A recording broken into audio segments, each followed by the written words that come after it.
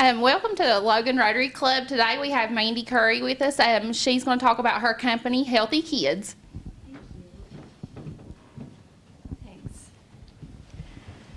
So thank you guys so much for having me here. This is actually my husband's family is from the Delbarton area, so we is part of the Curry family, and we are actually from the Bridgeport originally, and my husband and I now live in Putnam County, so we live in Hurricane. We've lived there for almost 10 years that we've lived in Hurricane.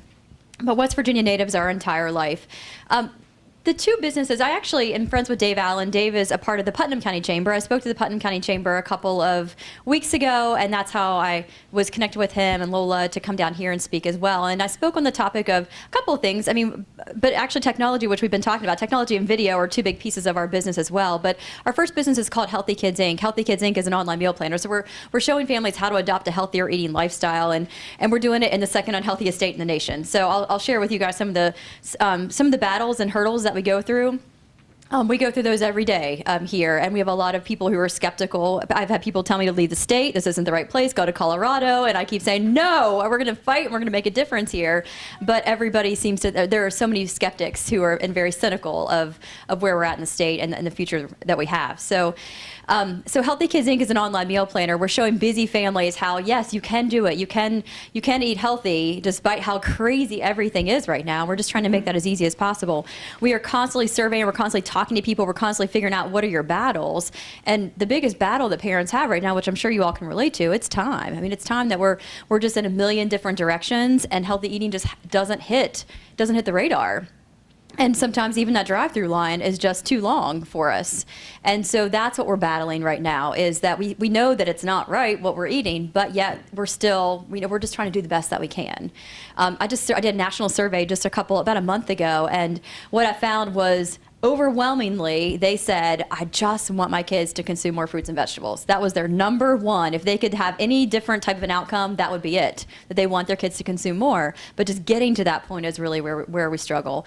We focus a lot on progress over perfection, so just making little steps is what we focus on with Healthy Kids Inc. It's very video-based.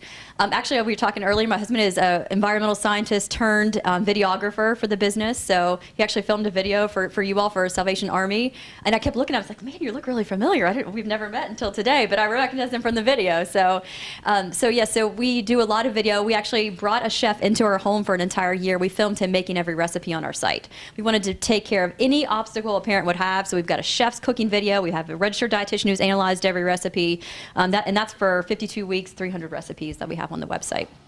Yeah, so that was pretty cool, and we find that that's, I don't know if you guys would agree, but I mean, I grew up in the microwave with microwaves. I mean, that's how we ate every meal, including the dessert, we microwaved. And we actually bought special microwave containers where we could cook 2 meals at a time, double stacker microwave container, where we could go ahead and make your meat, your potato, and your dessert all in one.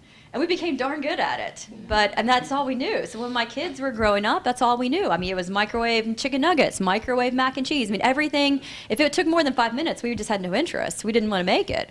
So it totally changed our world when we decided to get healthy and start eating better, but we didn't even know how to cook. So we had to bring a chef in, and we've learned so much, and that's usually what our members say is that, man, if I can just watch a couple of chefs' videos, I get a lot more comfortable in the kitchen, and I can see it all come together. So that's really unique, and that's something that a lot of meal planners don't have, is the chef's video. The second then business that we just launched last year is called Start a Garden. That one happened unexpectedly. We actually went to what was called a hackathon in Washington, D.C. Went to a hackathon where it was web designers, web developers, and entrepreneurs together. This was a part of an initiative by Michelle Obama for a group that she's affiliated with. You had to apply to it. I didn't think we'd have a chance at even being a part of it, so we waited until the very last day for the application to submit it, and we ended up getting selected. So we went to Washington, D.C. with this group of roughly 40 others from across the country, and the idea was, okay, we're going to put you guys in rooms together for 2 days, don't come out, come up with a solution to childhood obesity. And it was wild. I was by far the oldest person there, my husband and I were. I didn't even have a computer when I walked in. And these folks are they were brilliant. I mean, they're doing Rubik's Cubes in 30 seconds because it's all about the algorithms. I mean, there's these kids, and they were kids. I mean, one kid on our team who has since become a part of our business, he's a 16-year-old kid from New York City going to a computer science school. The way that their brains work, I just can't even describe it. So we went as the entrepreneurs, just helping to come up with the ideas. We had a web designer and a web developer on the team too, and came up with a solution. And so the end result was you had to present your solution to this group of folks from CDC and a couple other groups as well. The top two groups got to take their idea on to the next level. So we were a part of that. We ended up winning in the top two teams. We went on to the next level, presented our idea to a group of 1,000 people, in which they selected the top winner, and we ended up winning. So from that, the idea that Start a Garden was, let's help teachers easily start classroom gardens, because we know that that's where, we are proving now that if kids are a part of the gardening process, they're more likely to eat the foods. We don't see the picky eating tendencies. It's a game changer.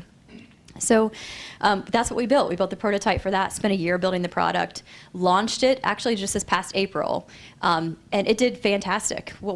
But what we found, though, is that once we launched it, the teachers were okay with it, but they really still want somebody to handhold them. The teachers really want somebody to do it for them. They want that master gardener to come in. They still want that help. We found it was people like us that just want help. Tell me how to do it on my back deck. Tell me how to grow potatoes in a 5-gallon bucket. Those types of things where we can become a little bit more self-sufficient and sustaining. So totally changed our model.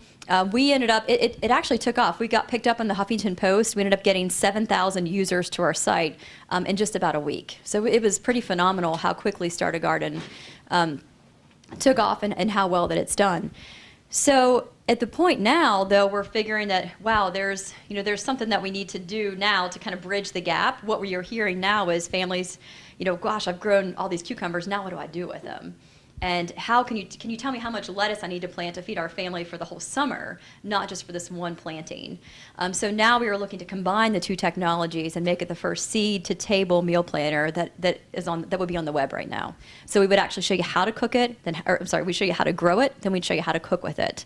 All using video, all using technology. So we're trying to use technology to make something that's pretty difficult as easy as possible. And there's something with gardening. And as we kind of talk about the challenges in the state, there certainly are a lot of hurdles when we talk about healthy eating, but gardening across the state of West Virginia has just taken off, leaps and bounds. I'm sure you're seeing, everywhere, community gardens, your schools, your kids are doing gardening. It's huge. And we talk a lot about, in West Virginia, there's this West Virginia fatalism. We hold on to these traditions. It was our great-grandparents had diabetes, so I'm probably, my parents had diabetes, so I probably am, and my kids are just going to probably have diabetes. We just kind of give in to that's just our fate. But there's something about gardening, because it's so traditional. It's so traditional because we can all remember our grandparents did gardening. Oh yeah, my parents did gardening. So you love that, and we latch onto it because we feel so proud about it. So gardening in the state has just taken off by leaps and bounds, and everybody feels really good about it. Healthy eating is totally different. We've not seen it. We don't know what it looks like. We don't have those role models to look after. So, and truly, one of our biggest challenges is the leaders of the state don't practice what they preach. So we're hearing from people who are saying, eat healthy, do this, but they're not doing it. So we're not seeing what the model really needs to look like. So that's why we're really using gardening. Gardening is that tool that we can all get behind and we all want to be a part of. You're proud of it. And to bridge that gap and then pull in that healthy eating component behind it. So that's really where we're at right now, and with our projects and across the state. But we definitely continue to have, again, a lot of hoops and hurdles and a lot of challenges in the state. And I'd love to hear your all's thoughts too on what you all see, in this area from a healthy eating perspective, or if you're seeing it, because certainly, from our end, from all parts of the state, from what I'm hearing right now, we have some major challenges ahead of us, for sure. Any thoughts from you all? Do you guys see it pretty heavily down here? There's a lot of resistance. Any major? I think it starts with the grocery stores, because just moving down here, if you go to like the Kroger right down the street, Mm-hmm. and you look at their whole food section, Mm-hmm. It's 2 partitions in an aisle. And Yeah, that's it. yeah. If you go up to Charleston, however, on the other hand, and you go to a Kroger there, it's Yeah. 2, 3 aisles. Yeah, And so there's a big difference. You just in the 60 miles. you bet. Just that access. Well, you said it earlier that everybody's in a hurry. Yes. And so growing vegetables. Yes. It's not that instant gratification. You're right. Yes, you have to be in it for the long haul on that one. Yes. And Yeah. so it teaches more than Yeah. eating right, but it teaches persistence and patience. Yes. You're right. once you're ready to harvest, that's where the time savings comes in, because it's oh great, I can go out on my back deck and get my cucumbers that I need for dinner. That's when it helps. But you're right, early on though, it's not really helping from a time perspective, and that's really one of the biggest challenges. It's definitely a mentality issue. Like you said, it goes from generation to generation. Yes. And a lot of people think it's because their family had this or that they automatically inherit Yes. that. But you can do a lot of preventative work. Yeah. Then plus, also what you do find in the poverty section of our region is it's a lot cheaper to buy the bad food. Yeah. Yes. But also, usually the ones impoverished, not knocking or anything, they usually have more time for the gardening and stuff. Yes. Yeah, we see that They just don't too. want to work. So Yes. that's the problem. It's a mentality with that as well. For sure. Yeah, we recently, my husband and I, we were asked to do a project to show that you could eat healthy on a SNAP benefit budget. So our goal was to produce an entire week of meals, breakfast, lunch, dinner for a family of 4 on a budget of $75. With the stipulation, though, we would still eat organic produce when necessary. We would still eat good, high-quality meats. We would not give up the quality of our foods. 85 on the week. 75 for the week. I'm gonna tell you, it was brutal. It took me 2 days to meal plan that. I mean, you talk about grocery stores. I mean, I only used 2 grocery stores, but I probably could have used 12. I mean, because it's tough when you only have 2. It was Walmart and Kroger were the 2 that I used. So I had to spreadsheet it out. I mean, you're going back to the time. There aren't a lot of people who probably would have the time to even do that. But we pulled it off, though, and it was definitely a tough one. You had to get super creative. But what I learned, though, and this was the most frustrating part, was I spent $75, but I could have saved $25, though, had I just grown my own produce. Because that's what makes me mad. Because, I don't buy organic produce for everything, but I buy it when it counts. So if it's something that's going to have a high likelihood of pesticides, then I want to buy it organic. But, I went and I was wanting to make stuffed peppers. That's super easy. I can put some, inexpensive ingredients in it, some beans and things like that in it to make it stretch a little bit further. But an organic pepper at Walmart was $2.50. One organic pepper. I was so mad about that. And I'm growing 100 of them this year because now I'm mad. But, I mean, that's the hard part, though, is that, I could have saved a lot more had I just been growing my own. So, like you say, I mean, I think you're right. It kind of, especially to the low income, the growing is huge. And education. Yeah. That's the problem. Yeah, you're right. You're Did you right. do that up in Putnam County? Yeah, did it? I'd Yeah. be interested to see if you could do it down here. Yeah, to do the, could I eat on $75? I'd be Yeah. interested to see if you could do that down here. You know, Keep it higher. and we Yeah, well, actually, Prices are higher, but I mean, just the organic stuff is literally almost non-existent down here. you just don't see it. You just don't see Now, it in the I will stores. choose, if I have to choose between organic or local, I will always choose local, because in many cases, our farmers aren't using the harmful, chemicals that your larger farmers are going to be using, who produce in a much larger quantity. So I feel comfortable in using local for sure over organic. Yeah, that'd be an interesting test. I'd have to try. Yeah, that'd be worth giving it a try for sure. But it was tough. But it is doable. It is doable. But it takes a little bit of creativity. But the other flip side, though, kind of going back to your point, was that there was another person who was doing, okay, I'm going to show you how to eat at the dollar store with with your SNAP benefits. Man, that's a whole different ball game. I mean, that's a whole. You can't get you can't. So I don't know if I would deem that even. I mean, now, and she kind of said, yeah, I mean, could be a little bit healthy, and there's some. Well, I hope you find healthier options at the dollar store, and yes, for sure. But that's just 2 different ways of looking at it. So in our case, for $75, we were actually able to include, I think it was like 12 different fruits and vegetables over the course of that week. I mean, that's pretty impressive for $75, for sure. But yeah. These 2 businesses of yours make money. You charge people to view the video content? We do. Healthy Kids Inc. is a membership site, so that's a one-time charge. It's $97 one time for that site, and then they get lifetime access and a host of other things as well with that. But yeah, they get access to all the videos, all the the private groups that we have, those types of things, all the new recipes and new content. We do a lot of online learning and those types of things too. Talk a lot about how to shop at the grocery store, which is a really big, important topic too. Everybody wants to know that about what products do you buy at the grocery store and that type of thing. So we spend a lot of time on that. Start a garden, though. I mean, again, we're going to be lumping the 2 technologies together, so that one will be a little bit different for that. But we're also looking to do a little bit of programming statewide, too, to help and to get into schools. And I think what we're trying to figure out right now is who's the influencer. Is it the parent or is it the kid?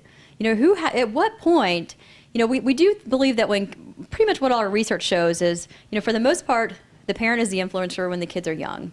But as the parent gets a little bit older, and as the child gets a little bit older, that parent starts to lose some interest. I mean, we're starting to see that about after 50-ish, the parents their interest starts to slack off a little bit. But the kids, generally speaking, their interest will start to pick up. So that's when we start to see that shift, that they start to have more of an influence. So we've tested at all different income levels, all different ages. We're just trying to kind of figure out what's the tipping point. And obviously West Virginia is always a little bit different than even what the national, numbers show about a bit too.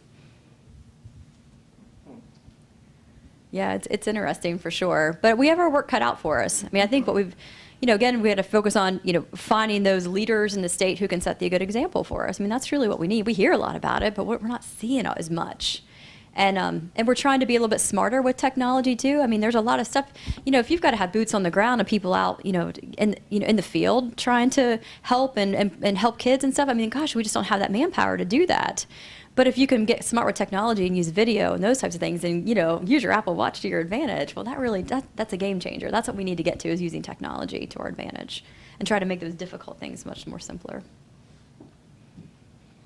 Beyond that, do you guys have any other resistance? Do you hear anything else in the area from a healthy eating perspective?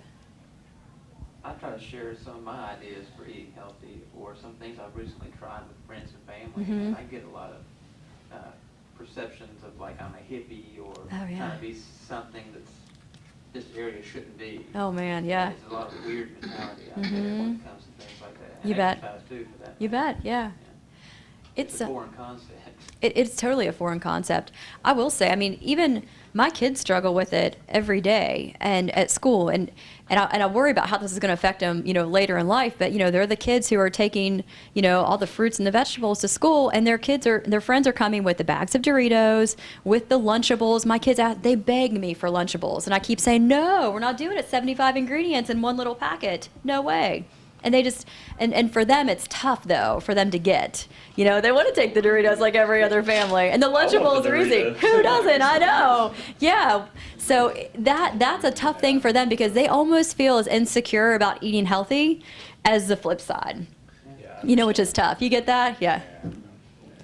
And so I don't know how that's all going to shake out. I mean, again, mine are 7 and 9, so they're still younger. But, mine actually love eating hot lunch, because hot lunch is full of stuff that they wouldn't normally get. That's when they can get chocolate milk. Never do chocolate milk, They might get a cookie, for lunch. They think that's the best thing ever. Hot lunch to them is a treat. But, which is terrible, isn't it? I know. And all their friends are going to think you are so weird. I know. And I keep telling them, it's like one day. But, we think about it from a sports perspective, too. My oldest is 9. He's doing travel baseball. They have 15 minutes in between games, back-to-back doubleheader in the heat of the day. And his friends are powering up with a Snickers bar. I mean, how are we going to, I mean, there's no way they're going to keep that going. The kids can barely make their way around the bases as it is, and this is the truth. So we've got some major. What does your kid power up with? Well, of course, yeah. I mean, we're doing yeah. I mean, yes, but I mean, you're right. It's a lot of that, because we always make sure that we're taking our food with us, and so that we're not having to eat the concession stand food. So I mean, and even if it's sandwiches, I mean, we don't do a ton of bread. We try to watch that, but for the kids, we still do. So it might just be a healthier sandwich, and then just your fruits and your vegetables and stuff. But yeah, so oh, it's funny. I don't But feel yeah. convicted at all. I'm joking. I'm so joking. Oh, ate a yeah, salad. yeah.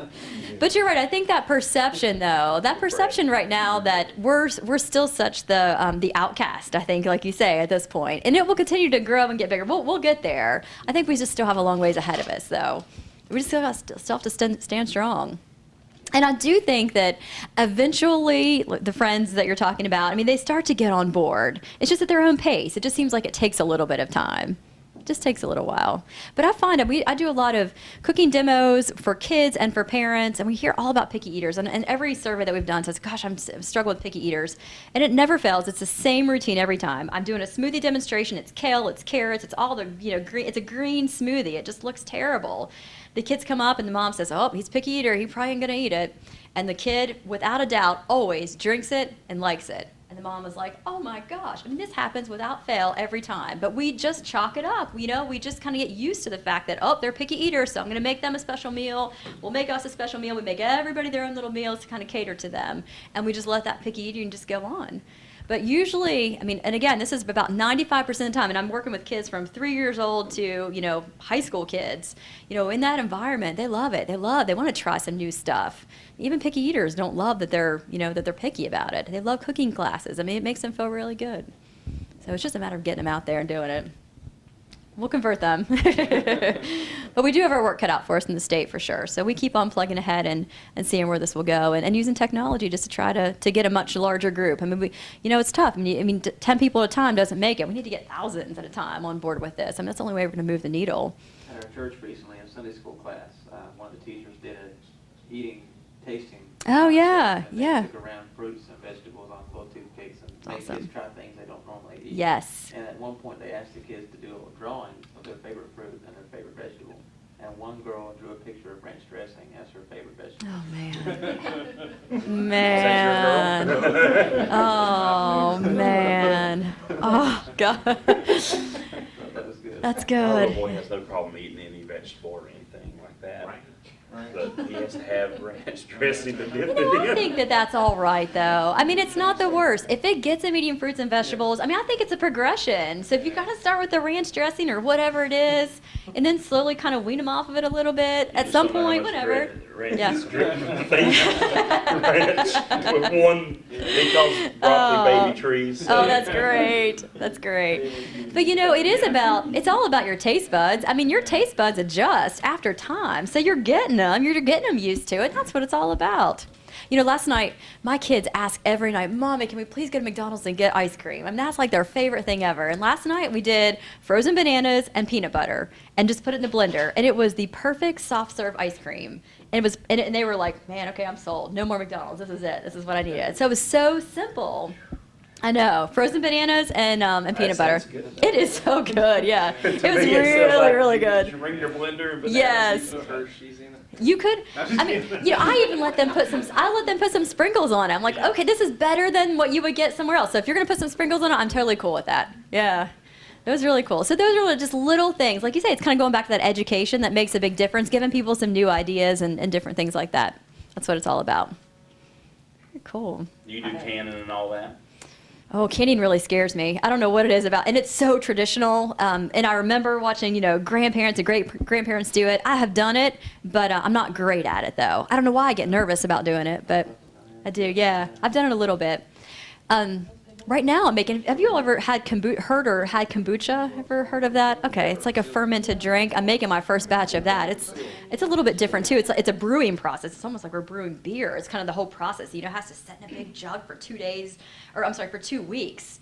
And you can't even touch it. It's called kombucha. It's like a fermented drink. It's really good for your digestive system, and I'm trying to make it for the first time because it's crazy expensive to buy. It's like $5 a bottle when I buy it. It's worse than a Starbucks coffee. So I'm going to start making this stuff. So my first batch is in production. 2 weeks it has to sit there. Don't look at it. Don't even touch it. Don't move it. Don't stir it. Let it just sit for 2 weeks. So we'll see how that goes. But yeah, I think sometimes you just have to do these little things to kind of venture you out of your comfort zone. And canning is totally out of my comfort How do you zone. make that?